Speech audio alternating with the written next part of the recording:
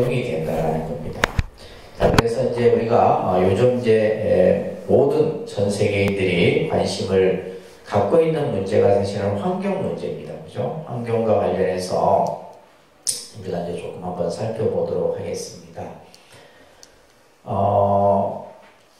자, 잠깐 스크린 화면을 보시게 되면 이제 우리가 이제 생태 환경이라는 말도 있고, 그죠?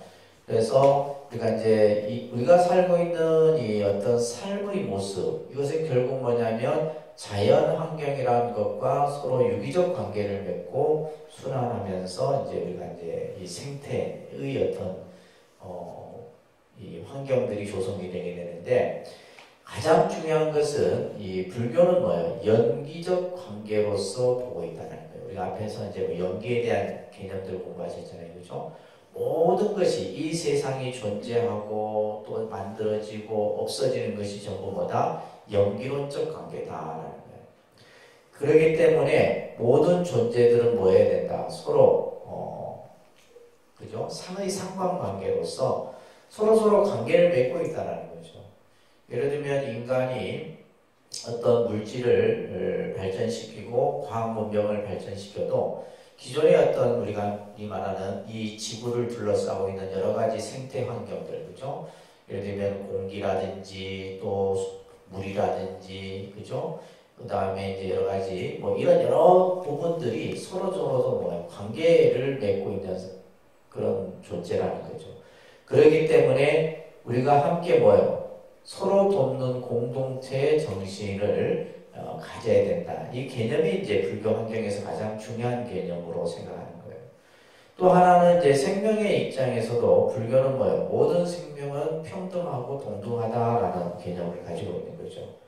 그렇기 때문에 지금 이제 우리 사회에 많은 분야에서 지금 이제 대두되고 있는 것이 차별방지법. 여러분들 들어보셨어요? 네, 차별방지법인데 어떤 이들은 차별방지법을 찬성을 하고 그 차별방지법은 여러 가지 이제 각각 뭐 예를 들면 성의 문제라든지 교육의 문제라든지 여러 가지가 이제 대두되지만 또 한편으로는 그것을 반대를 한다 했잖아요. 근데 이제 불교적 입장에서는 차별방지법을 국회에서 국회의원들에게 그것을 이제 제정하도록 요구를 하고 또 이제 그러니까 보수 개신교도 보면 진보가 있고 보수가 있어요.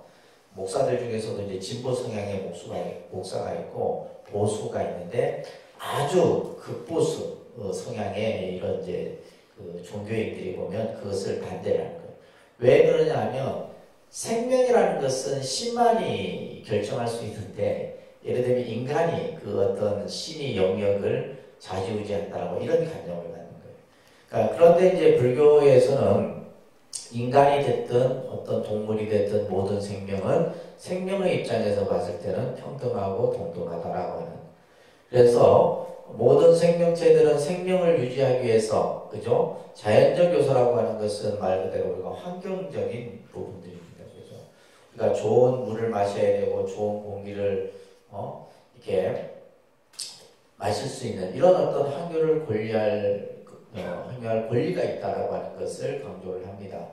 또한 이제 불교는 모든 중생들, 생명에게는 불성이 있다라고 하는 관점에서 이러한 부분들을 중요하게 여기는 겁니다. 그렇기 때문에 이제 우리가 불교적 입장에서 바라보는 환경보호와 이제 어떤 생명윤리와 관련된 부분에 있어서 결국은 뭐예요? 모든 살아있는 존재가 행복하고, 그죠? 고통 없는 평화로운 삶을 사는 것이 이제 목적인 거죠, 그죠? 그러기 위해서는 우리가 뭐예요? 지금 이제 어떻게 보면 지구 위기설이 계속 대두가 되고 있잖아요. 그래서 실제 이제 환경론자라든지 인류학자들이 지구는 얼마 안 가서 지금 점점 병들어가고 있는 거예요. 이런 상황들을 우리가 이제 개선하지 않으면 이런 생태 환경이죠, 그죠? 그래서 수질, 또 공기, 대기 이런 여러 가지 생태 환경들을 개선하기 위해서는 이제 많은 노력들이 필요하다라는 겁니다. 그래서 예를 들면 지금 여러분들 알다시피 이산화탄소 농도가 계속해서 이제 상승하게 되죠. 그러면 이제 지구권의 어떤 대기권에 여러 가지 많은 요소들에 의해서 문제들이 발생이 되는 거예요. 그래서 가장 대표적인 것이 뭐 지구 온난화 부분이잖아요, 그죠? 지구 온난화 부분이고, 그래서 지금 뭐 북극과 남극의 빙하가 어마어마한 속도로 녹고 있다는. 근데 그게 이제 녹음으로써 어떻게 돼? 해수면이 상승이 되게 되면 이제 우리가 바다를 인접하고 있는 나라들은 바다 밑으로 다 잠길 수 있는 이런. 그래서 지금의 어떤 뭐 지진 또 여러 가지 이제 뭐 많은 뭐 우리가 이제 뭐 태풍이라든지 여러 가지 자연적 위험 요소들이 많지만은 이런 것들은 점점 우리에게 위기로 다가오고 있는 모습들입니다. 또 그리고 이제 우리가 이제 흔히 말하는 생활 쓰레기 이거 페트병이거든요. 그러니까 이런 이제 예를 들면 바다 환경 오염을 이제 만들므로 인해서 이것을 누가 먹어요? 물고기들이 먹고 그 물고기를 또 누가 먹어요? 인간이 또 먹고 이러면서 결국에는 다 모든 생명체가 결국 인간이 스스로 이렇게 어떤 환경을 지키지 못한 그 결과로 인해서 이런 문제들이 발생이 된다는 거예요. 뿐만이 아니라 이제 또 미세먼지와 관련된 이 미세먼지 부분도 여기서 이제 말한 것처럼 아주 눈에 보이지 않아요. 눈에 보이지 않는 아주 작은 미세먼지 안에 수많은 유해 요소들이 그러니까 심지어는 머리카락 굵기에 거의 뭐 30분의 1 정도 크기라는. 그러니까 이제 잘 안 보인다는 거예요. 아주 미세먼지 그 먼지 하나 속에 이러한 많은 유해 요소들이 담겨 있음으로 인해서 우리가 이제 스모그 현상이라든지 그죠? 또 이런 어떤 공장에서 발생되는 이런 어떤 이제 대기 오염을 일으키는 이런 요소들이 결국 이제 인간이 점점점 살아가는 데 있어서 힘들어져 가고 있다는 것을 우리가 알 수가 있습니다. 자, 한번 교재 보시면 그래서 이제 교재에서도 언급하고 있듯이 로마 클럽 보고서에서 1971년에 과학자들이 이런 이제 예언을 한 거예요. 지구는 100년 이내에 파멸에 이를 것이다라고 하는. 그래서 이제 이게 점점 앞당겨집니다. 그래서 실질적으로 환경과학자들 같은 경우는 10년 이내, 뭐 최소한 뭐 10년 이내 위기설들을 얘기를 하고 있습니다. 그래서 이제 결국 우리가 이제 세계는 하나라는 말을 많이 하잖아요, 그죠? 예를 들면 우리 대한민국만 뭐 청정하고 깨끗해서 될 문제가 아닌 거예요. 그러니까 예를 들면 지금 이제 중국에서 이제 지금은 좀 나은데 보면 중국에 예전에 70년대, 80년대에 가면 이 쓰레기들을 그냥 강에 버립니다. 강에 버리고 정말 쓰레기 관리나 이런 것들이 제대로 안 돼. 그것이 전부 어디로 내려와요? 서해안으로 해서 우리나라 쪽으로 다 내려와요. 이게 또 돌아요. 그죠? 돌아서 다시 또 동해안 쪽으로 이렇게 해수가 이제 이게 이제 변화되고 이러면서 정말 많은 여러 가지의 환경적 요소들이 생깁니다. 그래서 248쪽에도 보면 대기, 그 다음에 토양, 수질, 이런 어떤 오염들이 지금 이제 우리가 살고 있는 이 지구의 생태 환경을 병들게 하고 있다. 어떻게 보면 지금 이제 우리가 겪고 있는 이 코로나도 결국 환경의 기후 변화, 이것은 결국 생태의 변화거든요. 이것으로 인해서 생겼다라고 보는 것이 일반적 과학자들의 견해예요. 그래서 이제 우리 몸은, 인간의 몸은 수많은 면역 체계들이 있는데 그 면역 체계들이 웬만한 건 다 감당해내잖아요. 그죠? 감당해내는데 그렇지 못한 계속 우리가 이것을 이제 예를 들면 현대병이라고 얘기하잖아요. 그러니까 이제 뭐 암을 비롯해서 수많은 이런 것들이 결국 인간을 이제 고통으로 몰아넣는 결과들을 만들게 됩니다. 그래서 249쪽에 보면 이제 우리가 이제 사실 이 환경에 대해서 저도 뭐 그렇게 심각하게 인식을 못 하는데 얼마 전에도 저희 종단에서 이제 모든 그 스님들이 다 이제 환경 강의를 들었어요, 실제. 환경에 대한 그 정말 그 여러 가지 위험 요소들에 대한 얘기를 들으면서 근데 이게 이제 어떤 실질적인 실천들이 이루어져야 되는데 그게 참 쉽지 않은 것 같아요. 그래서 우리가 249쪽에도 보면 환경 오염으로 인해서 여러 가지 이제 질병들, 그죠? 사망률이 증가되는 거예요, 결국. 그 다음에 이제 뭐 환경 호르몬들이 증가되고 그러면서 이제 결국에는 변종 바이러스 주변, 코로나19와 같은 뭐 코로나19로서 끝나면 다행인데 이게 또 없어지고 나면 또 다른 또 변이가 생기고 계속 그러다 보면 이제 정말 인간의 삶은 그죠 굉장히 힘들어진다는 거예요. 그래서 인류의 생존과 번영을 위협하는 사례들이 점점 이 환경 오염의 증가로 인해서 그래서 지금 우리가 겪고 있는 여러분들이 아마 느끼기에도 80년대, 90년대, 2000년대 들어서 이 기후의 변화가 굉장히 급속도로 변하고 있거든요. 실질적으로. 그래서 예를 들면 이제 기후 변화에 의해서 과실수 같은 경우도 지금 우리나라는 저쪽 예전에 동남아시아에서 나는 열대 과일들이 그죠 망고나 이런 것들 우리나라에서 생긴다. 이런 것들이 이제 이런 것들이 결국 환경 기후 변화로 인해서 나타나는데 특히 이제 그 밑에 보시면 지구 온난화 같은 경우는 굉장히 아주 위험한 수준에 있다고 보시면 됩니다. 그다음에 이제 그 온실가스 배출과 같은 이런 것 계속 이런 것들을 이제 줄이기 위해서 이제 예를 들면 이제 석탄으로 이제 이렇게 에너지를 만드는 것도 지금 줄이려고 하고 있고, 그죠? 또 이제 실제 이제 원자력 같은 경우는 직접적인 환경에 어떤 나쁜 영향을 끼치지 않지만 원자력 자체가 잘못 다루어졌을 때 그 피해는 엄청나다는 거예요. 그래서 이런 여러 가지 이제 어려움들이 생기게 됩니다. 특히 온실가스 같은 경우는 오존층을 파괴하게 되죠, 그죠? 그러면서 태양 에너지의 지구 복사량을 증가시킴으로 인해서 점점 우리가 뜨거워지는 거예요. 이 지구가 이제 막 그냥 달아오르는 겁니다.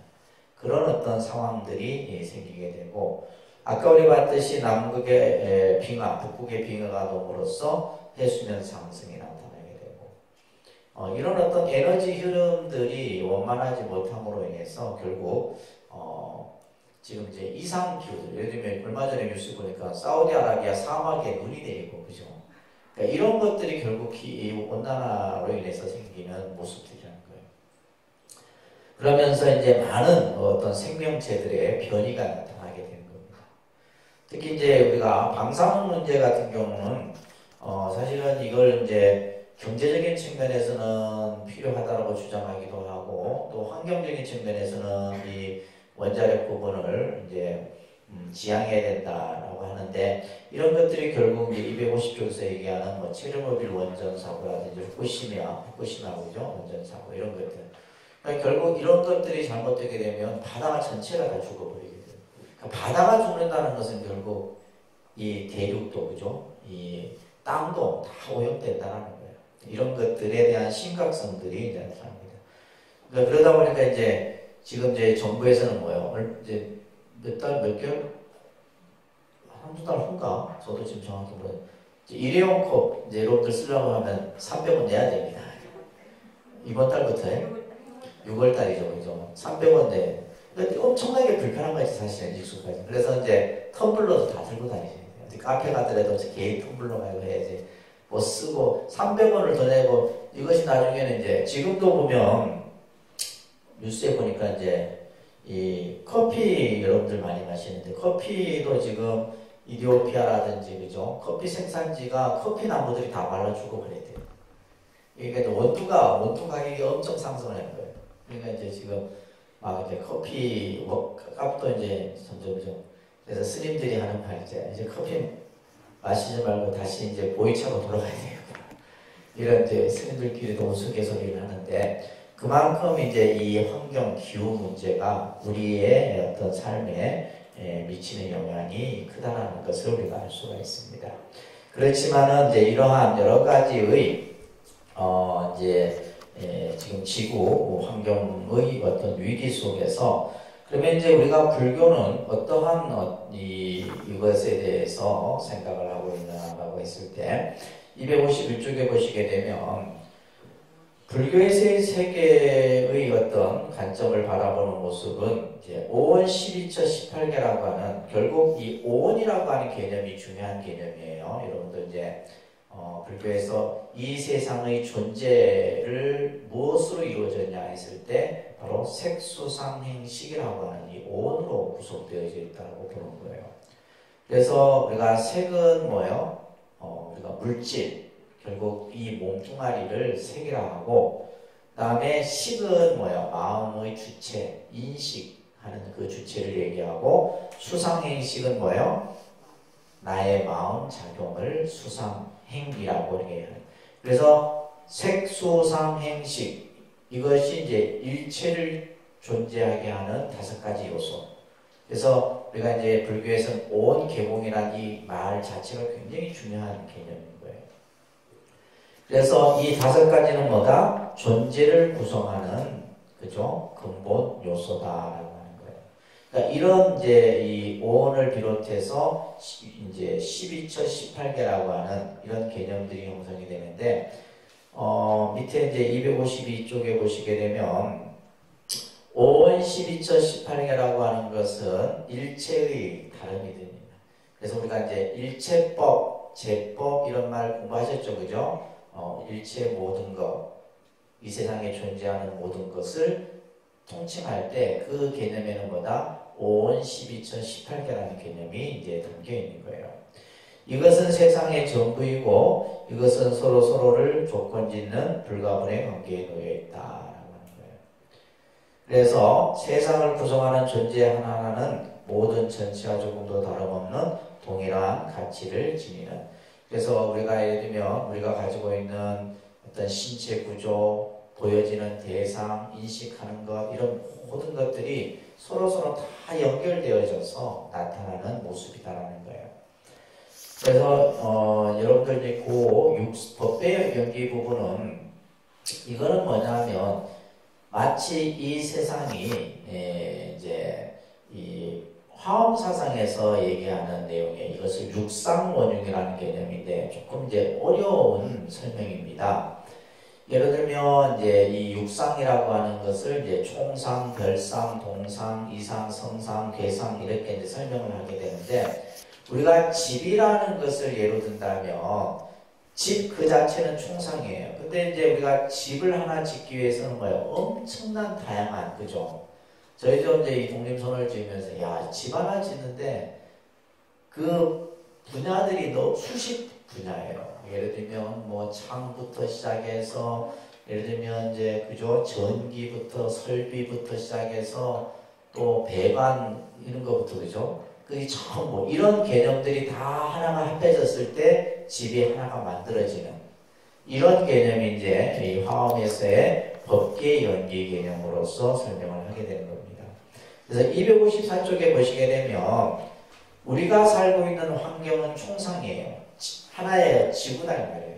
그 속에는 뭐요? 여러 가지의 모습들이 있는 거죠. 예를 들면 우리가 공기도 있어야 되고, 그죠? 물도 있어야 되고, 햇볕도 있어야 되고, 또 그 속에서 살아가는 생명체들도 있어야 되고, 그렇기 때문에 이런 것들이 이제 전부 서로 하나이면서 또한 여럿이고 여럿이면서 하나이다라고 하는 이러한 화엄의 법계 연기 사상 속에서 이제 불교는 전체 이 세계관을 보고 있는 거예요.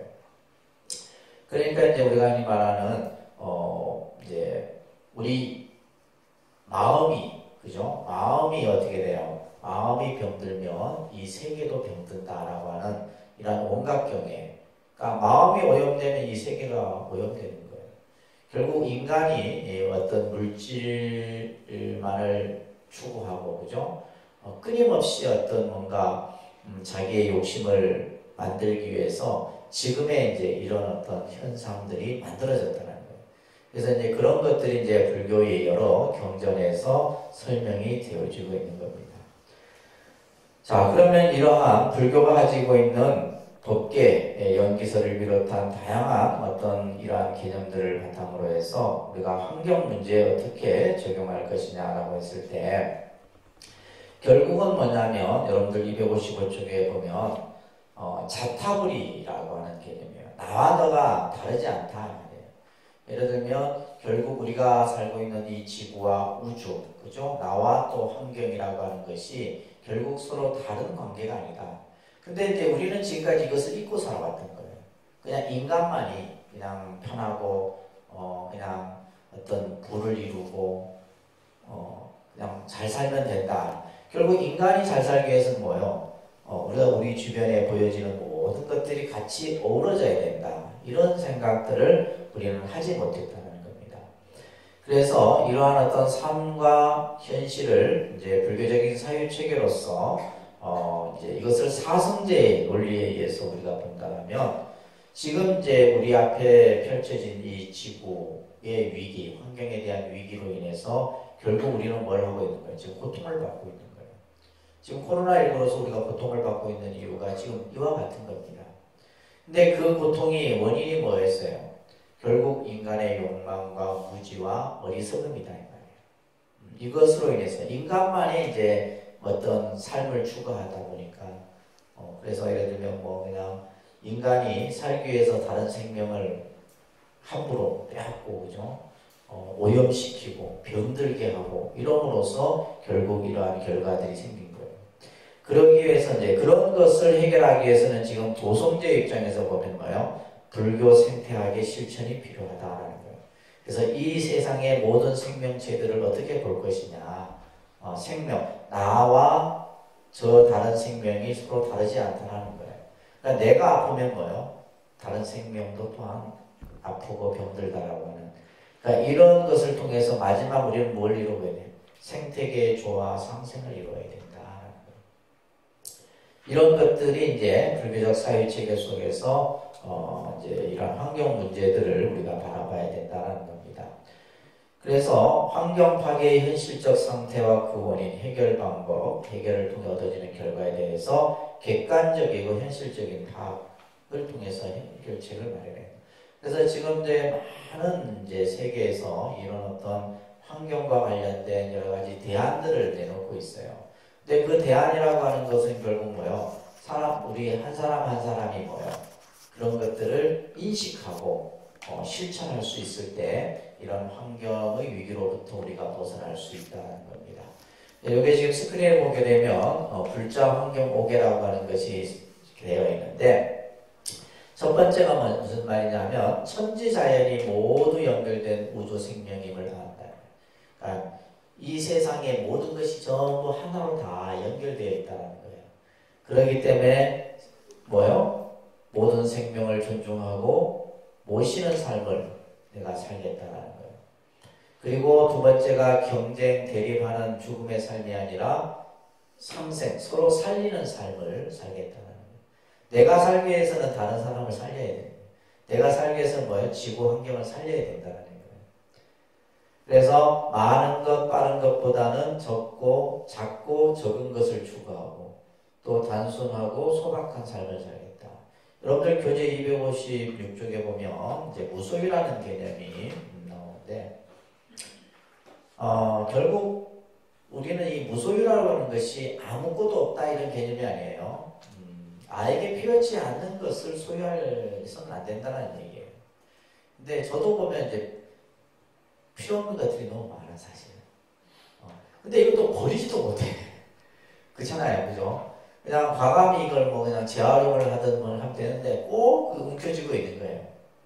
그래서 여기서 말하는 필요 이상의 것을 가지지 않는 것, 또 어떤 물건의 욕심, 탐착 이런 것들에 대한 이런 생각들을 우리가 이제 버려야 된다는 겁니다. 그리고 여기 보시게 되면 깨끗함이나 편리함의 마음이 분별인 줄 알아서 이제 적당히 더럽고 불편한 삶을 살겠다. 그러니까 이제 우리의 삶을 좀 더 이렇게 좀 뭔가 이렇게 편안한 삶을 살 수 있는 이런 것들이 이제 불자들의 삶 속에서 이루어져야 되고, 그 다음에 물질적인 풍요보다는 마음의 풍요를 추구하는 그러한 수행을 하면서 나누는 삶을 살겠다라고 하는 이런 이제 불자 환경 모계라는 것도 있어요. 자, 256쪽 여러분들 보면 이제 그러면 우리가 이런 어떤 환경의 심각한 위기라는 것을 우리는 인식하는 게 중요해요. 그죠? 그렇기 때문에 이제 환경 문제에 대해서 우리가 한 사람 한 사람이 관심을 가져야 되는데, 그러기 위해서는 여러 가지 이제 실천 방안들이 있어요. 여러분들이 가정에서 할 수 있는 것들이 많죠. 음식 쓰레기 줄이는 거, 그다음에 그죠 비닐, 또 일회용품 사용 줄이는 거. 우리 천조 스님이 맨날 막 강조합니다. 이 독립선언 불자들은 환경에 대한 인식이 없다고. 그냥 쓰레기도 보면 그냥 막 버리. 그래서 그나마 이제 조금씩 해서 이제 그냥 저희도 가능한 한 이제 재활용하는 쓰레기 그냥 예를 들면 또 그냥 일반 쓰레기 이런 것들을 분류하려고 노력을 하는데, 그래서 이제 지금은 많이 나아졌죠. 그래도 그죠? 지금은 많이 예전보다 여러분도 아마 그 쓰레기 이런 버리는 이런 어떤 습관들도 조금 나아졌다라는 생각. 예를 들면 페트병 같은 경우도 뭐 해야 돼요? 그냥 버리는 게 아니라 한번 헹궈서 그 스티커 비닐 그죠? 떼고 따로 분리해서 버리는 이런 것들이 작은 실천들이거든요. 저도 어떨 때는 귀찮아도 또 천조선님 또 잔소리하는 생각이 나고 다시 가위를 또 잘라요. 잘라갖고 이제 그 붙어있는 스티커 떼고 따로 떼고 페트병은 따로 하고 이런 것들이 이제 이루어져야 됩니다. 그래서 가장 중요한 것은 일회용품을 우리가 이제 줄이는 엄청난. 저도 이제 서울에 있으면서 이제 식당을 이렇게 밖에 자주 못 나가니까 그 배달 음식을 이번에 내가 어느 스님이 쿠팡이츠를 딱 써갖고 주문을 하는데 희한하대 그죠? 없는 게 없어. 다 있어요. 야, 그러니까 세상 진짜 편해요. 근데 문제는 뭐냐면 어마어마한 쓰레기예요. 그래서 쓰레기 때문에 저희가 배달 음식을 잘 안 시켜요. 예를 들면 2번 시킬 거면 1번 시키고 이렇게 하는데, 우리가 예를 들면 직원이 10명이니까 10명 10인분 이상의 예를 들면 밥을 한번 시키면 진짜 쓰레기가 한덩이에요. 그래서 그런 것들이 제대로 이제 재활용이 되면 다행인데 그렇지가 못한 것이 또 현실입니다. 그죠? 이런 것들. 그 다음에 이제 우리가 뭐 여러 가지 폐건전지라든지 유해 폐기물 이런 것들은 이제 많이 나아진 것 같아요. 이런 것들이 이제 우리 불자들이 이제 실천할 수 있는 이런 것들, 작은 실천들. 그래서 이제 불교계 중에서 보면 환경운동을 생활 속에서 실천하는 곳이 이제 정토의 사람들이 잘해요. 정토의 사람들은 음식 쓰레기라든지 이런 것들을 굉장히 조계종에서는 이런 부분들에 대한 인식이 아직까지는 많이 없습니다. 그래서 이제 이번에 응용불교라고 하는 이 파트 속에 이제 환경이라고 하는 주제가 담아서 이렇게 이제 중간에서도 이 부분을 얘기를 하고 있습니다. 자, 이런 것들을 여러분들이 이해하시면서 자, 그 다음 페이지 한번 보도록 할게요. 자, 이제 이 생명윤리에 대한 부분인데, 이 생명윤리 굉장히 이제 요즘에 이 생명과 관련된 여러 가지, 그러니까 이것과 관련해서 이제 우리가 이제 여러분들이 생각할 수 있는 것이 뭐냐면, 불교에서는 자살을 어떻게 생각하느냐. 요즘 우리나라가 자살률 1위입니다. 많은 사람들이 이제 이 자살을 이렇게 하게 되는데, 자살과 관련된 부분, 또 이제 가장 또 되는 부분이 이제 뭐냐면 생명공학 분야에서 오래전에 그 황우석 박사가 이제 처음에 이제 문제를 일으켰죠, 그죠? 배아줄기세포 같은 경우, 그러니까 이런 문제들을 우리가 이제 한번 어떤 이제 불교에서는 이런 부분들을 어떻게 이제 인식하는가 한번 보도록 하겠습니다. 우리가 여러분들이 이제 신도 5계로서 받았던 계가 불살생계죠, 그죠? 그래서 이 불살생계가 가지고 있는 의미가 중요하다고 그랬습니다. 그래서 이 불살생계는 어떻게 보면 불교가 가지고 있는 가장 중요한 가치 이념 중에 하나예요. 왜 불교에서는 생명을 그죠 죽이거나 또 함부로 해서는 안 된다라고 하는 개념이 중요하게 다루어지느냐. 아까도 얘기했듯이 불교라는 종교는 생명을 가장 중요하게 얘기하는 종교예요. 그 생명은 인간이라는 생명에 국한해서 얘기하는 것이 아니라 모든 생명, 이 세상에 존재하는 모든 생명은 다 나름대로의 존엄과 가치를 가지고 있다라고 하는 것이 불교가 가지고 있는 근본 개념이에요. 그렇기 때문에 이 불살생계가 첫 번째 제1계에 해당되는 겁니다. 아시겠죠? 예, 그러니까 결국은 뭐냐면 이 생명이라고 하는 것은 결국 우리가 이제 강한 자가 약한 자를 이렇게 억압을 하고, 그죠? 또 함부로 하고 이런 것들이 이제 쭉 우리 어떤 인류사에서 보여졌던 모습들이에요.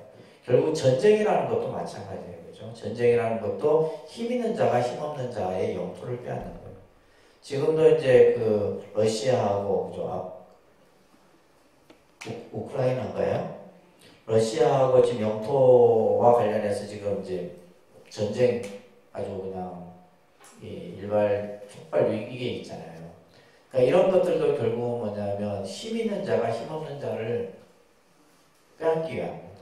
이런 것들이 이제 전부 인류사 속에서 우리가 보여줄 수 있는데, 그래서 불교라는 종교는 바로 이 불살생계라고 하는 이것을 근본으로 해서 가장 중요한 생명의 가치와 존엄을 중요하게 여긴다. 어떤 생명이든지. 그러니까 예를 들면 이제 처음에도 제가 말씀드렸듯이 다른 종교는 그 생명을 다루는 사람이 누구냐면 신이라고 생각하는 거예요.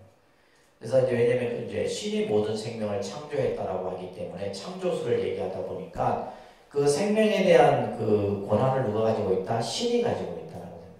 근데 이제 불교는 그 생명의 그 주체는 누구예요? 나 자신이다라는 거예요.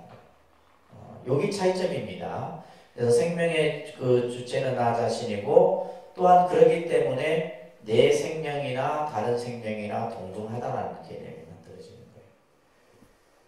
그것으로 인해서 지금 이제 우리 현대사회에서는 여러분들 258쪽에 보면 줄기세포, 인간배아복제, 그죠? 특히 이제 생명공학 기술들이 아주 어떻게 보면 요즘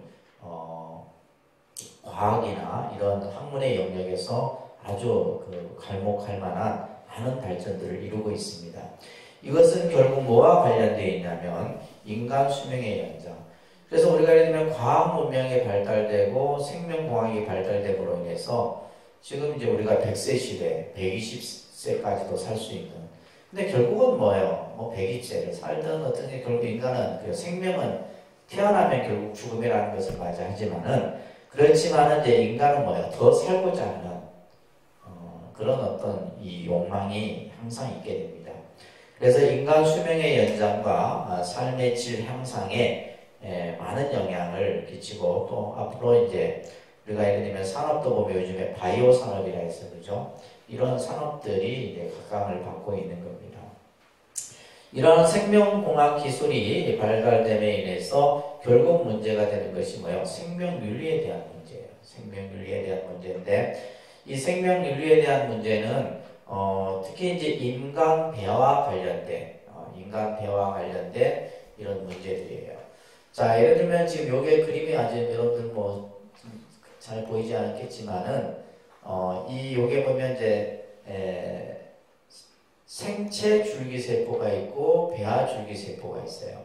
결국 이제 이 생체 줄기세포나 배아 줄기세포에 의해서 결국 뭐요? 인간의 여러 가지 기능들, 예를 들면 손상된 기능들을 회복한다거나 또는 새로운 생명체를 만들어낸다거나 이런 역할들이 지금 이제 이루어진 거죠. 생명공학 분야에서는.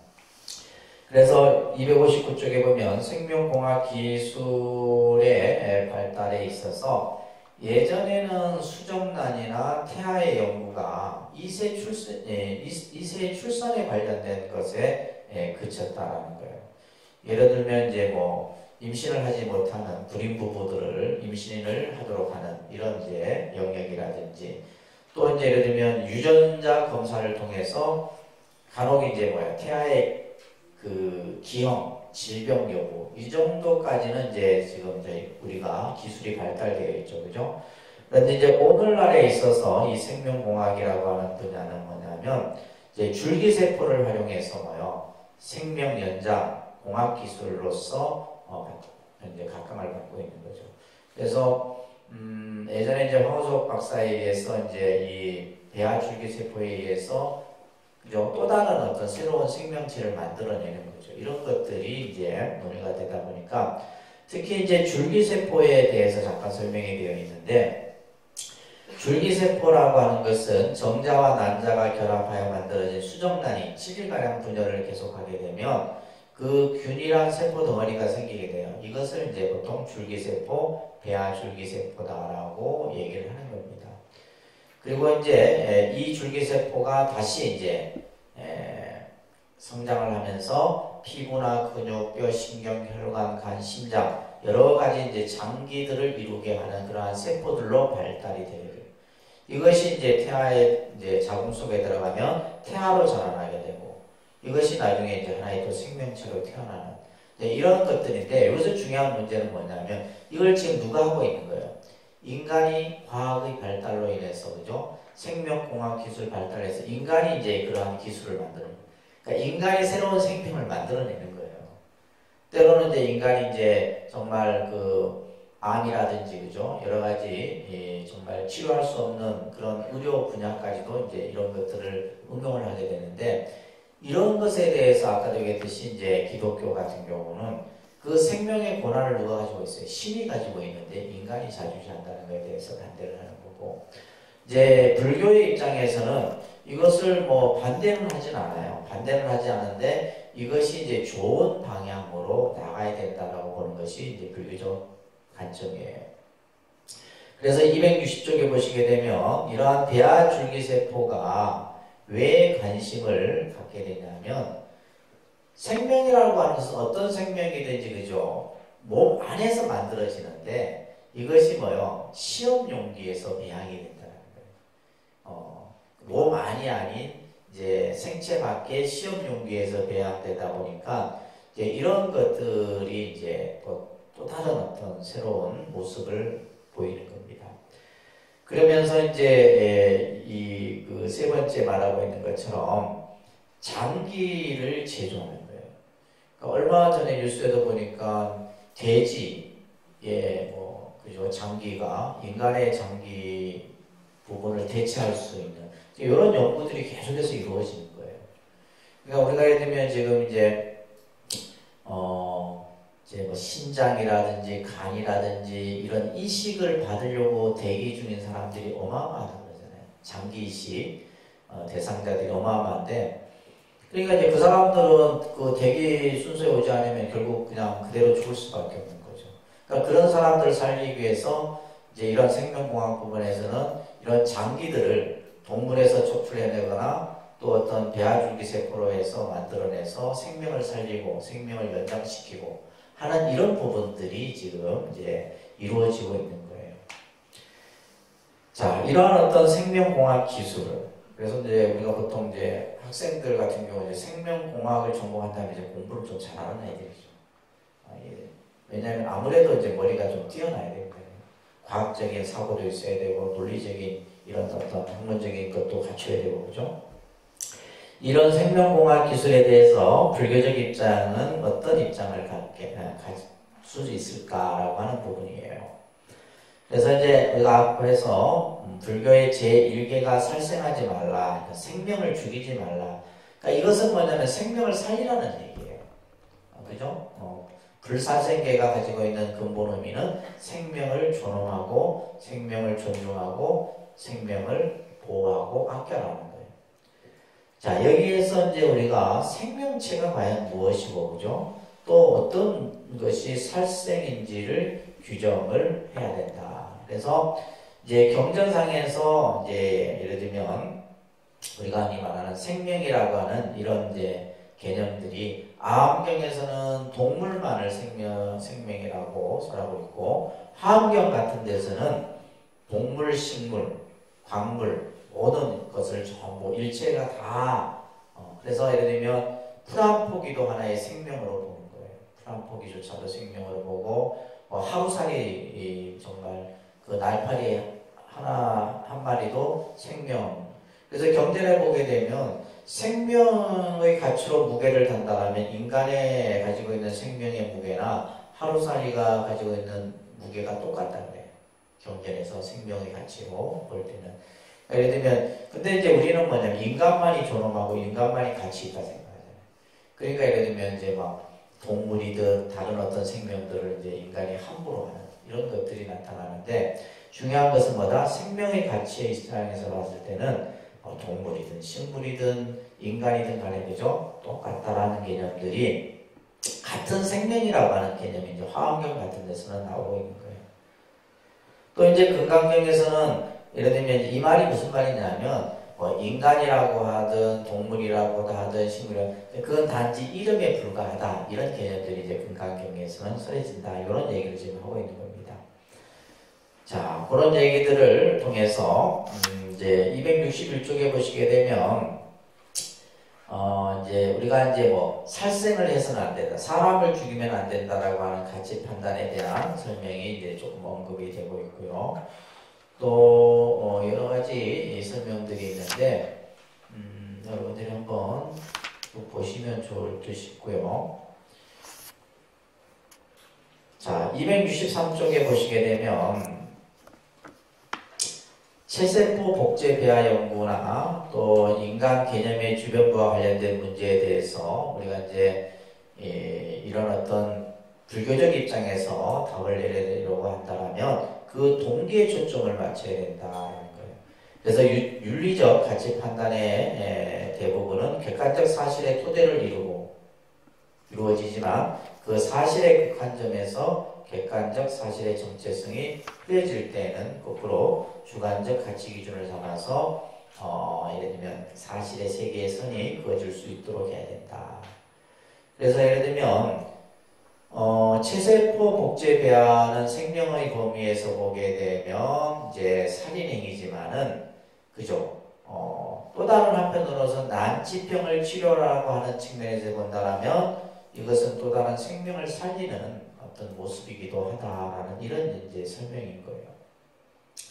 그렇기 때문에 264쪽에 보시게 되면 맨 아래에 생명공학 기술은 반드시 뭐냐면 인류 평등의 가치 기준에 부합되어야 된다라는 거예요. 모든 사람이 다 그러한 가치 기준에 의해서 이해될 수 있는 범위에 돼요. 그리고 또 하나는 뭐냐면 공적으로 투명하게 그죠? 이것이 이용되어져야 된다라는 거예요. 그러니까 이런 어떤 생명공학 기술이 이제 잘못 쓰여지거나 했을 때는 그 피해가 또 엄청나거든요. 엄청납니다. 그렇기 때문에 이런 것들이 이제 어떤 우리가 생각하는 윤리적 가치 기준이라든지 또 어떤 투명성이라든지 이런 것들이 이제 복합적으로 이루어져야 된다라고 보는 겁니다.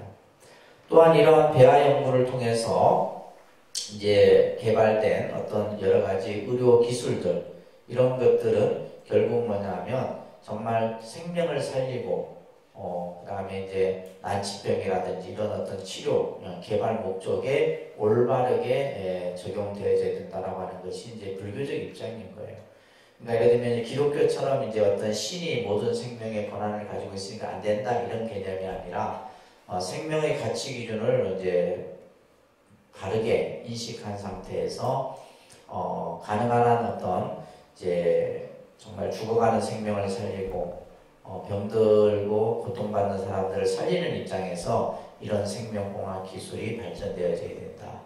또 한편으로는 이제 우리가 자살과 관련해서는 이제 불교적 입장은 자살은 이제 해서는 안 된다라는 입장이 이제 불교적 입장이에요. 왜냐하면 이게 업보의 개념이 이제 적용이 되어져서 금생에 내가 이제 힘든 어떤 이것을 피하기 위해서 자살이라고 하는 극단적 선택을 했지만은 그 업이 다음 생에는 더 안 좋은 업의 결과로서 만들어진다는 거예요.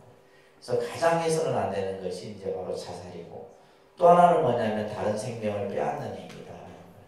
그러니까 이런 것들이 이제 불교가 가지고 있는 생명에 대한 관점, 생명에 대한 인식, 생명에 대한 가치 기준 이런 것들을 여러분들이 잘 이해를 하시면 좋을 듯 싶습니다.